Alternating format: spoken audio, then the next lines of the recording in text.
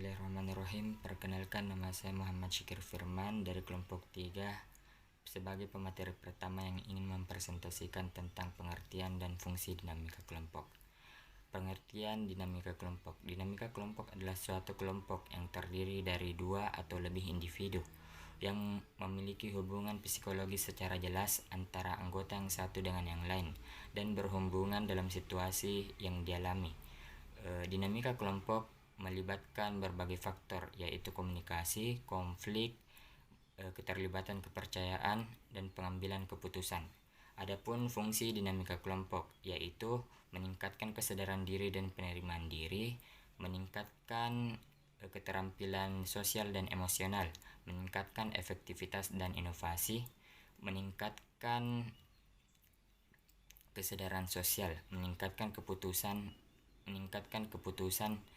yang berkualitas, dan yang terakhir meningkatkan kesejahteraan kelompok.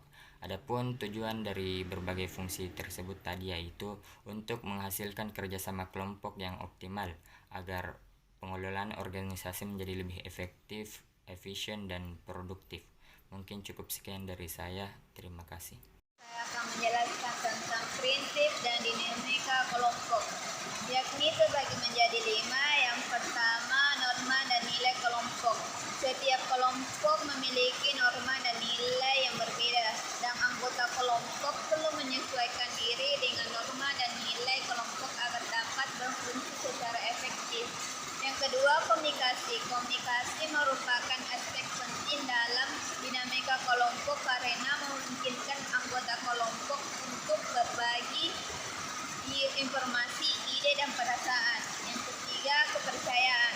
Kepercayaan antara anggota kelompok sangat penting untuk menciptakan lingkungan yang mendukung, di mana anggota kelompok dapat merasa nyaman dan berbagi dalam mengekspresikan diri mereka dengan bebas. Selanjutnya, kepemimpinan. Kepemimpinan kelompok dapat mempengaruhi dinamika kelompok dan memainkan peran penting dalam membantu kelompok mencapai tujuan yang diinginkan. Yang terakhir, konflik. Konflik dapat muncul dalam kelompok karena perbedaan pendapat atau tujuan dan dapat mempengaruhi dinamika kelompok. Pengelolaan konflik yang efektif dapat membantu kelompok mengatasi masalah dan mencapai tujuan mereka dalam kelompok, serta meningkatkan efektivitas kelompok dalam mencapai tujuan yang ditetapkan. Dengan memahami dinamika kelompok, anggota kelompok dapat lebih efektif dalam berkomunikasi, bekerja sama, memecahkan masalah, dan mengambil keputusan. Beberapa tujuan khusus dari dinamika kelompok adalah: yang pertama, meningkatkan keterlibatan anggota kelompok, yaitu dinamika kelompok dapat membantu meningkatkan keterlibatan dan partisipasi anggota kelompok dalam mencapai tujuan kelompok. Yang kedua, meningkatkan efektivitas komunikasi, yaitu dinamika kelompok dapat membantu meningkatkan efektivitas komunikasi antara anggota kelompok sehingga informasi, ide, dan perasaan dapat dipertukarkan secara lebih baik. Yang ketiga, mengelola konflik, yaitu dinamika kelompok dapat membantu mengelola konflik yang mungkin muncul di antara anggota kelompok sehingga konflik tersebut tidak mengganggu kinerja kelompok dalam mencapai tujuan. Yang keempat, meningkatkan efektivitas kepemimpinan, yaitu dinamika kelompok dapat membantu meningkatkan efektivitas kepemimpinan kelompok sehingga kepemimpinan dapat mendukung kinerja kelompok dalam mencapai tujuan.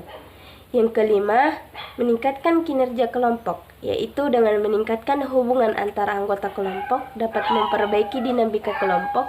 Diharapkan kinerja kelompok dalam mencapai tujuan dapat meningkat secara signifikan. Indikator dinamika kelompok dapat mencakup beberapa hal, tergantung pada tujuan dan fokus kelompok yang diamati. Beberapa indikator umum yang dapat digunakan untuk mengukur dinamika kelompok adalah sebagai berikut. Yang pertama, keterlibatan dan partisipasi. Indikator ini mencakup tingkat keterlibatan dan partisipasi anggota kelompok dalam kegiatan kelompok. Semakin aktif dan terlibat anggota kelompok, maka semakin baik dinamika kelompoknya. Yang kedua, komunikasi. Indikator ini mencakup efektivitas komunikasi antara anggota kelompok. Jika anggota kelompok mampu saling mendengarkan, berbicara dengan jelas, dan memahami pesan yang disampaikan, maka dinamika kelompoknya dapat dikatakan baik. Yang ketiga, norma dan nilai kelompok. Indikator ini mencakup pemahaman dan penerapan norma dan nilai kelompok oleh anggota kelompok. Jika anggota kelompok dapat memahami dan menyesuaikan diri dengan norma dan nilai kelompok, maka dinamika kelompok dapat dinamakan baik. Keempat, kepercayaan. Indikator ini mencakup tingkat kepercayaan dan rasa aman anggota kelompok dalam berbagi informasi, ide, dan perasaan dengan anggota kelompok lainnya. Jika anggota kelompok merasa nyaman dan percaya antara satu sama lain, maka dinamika kelompoknya dapat dikatakan baik. Kelima, pengambilan keputusan. Indikator ini mencakup efektivitas dalam mengambil keputusan oleh kelompok. Jika kelompok dapat mempertimbangkan opsi yang ada dengan baik dan mencapai kesepakatan yang bermanfaat untuk semua anggota, maka dinamika kelompoknya dapat dikatakan baik. Dan yang terakhir ialah konflik. Indikator ini mencakup kemampuan kelompok untuk mengelola dan menyelesaikan konflik yang mungkin muncul di antara anggota kelompok. Jika kelompok dapat mengelola konflik dengan cara yang baik dan meminimalkan dampak negatifnya, maka dinamika kelompoknya dapat dikatakan baik. I've been searching for this all my life. You're just my type. I've been looking for a boy who can treat me right.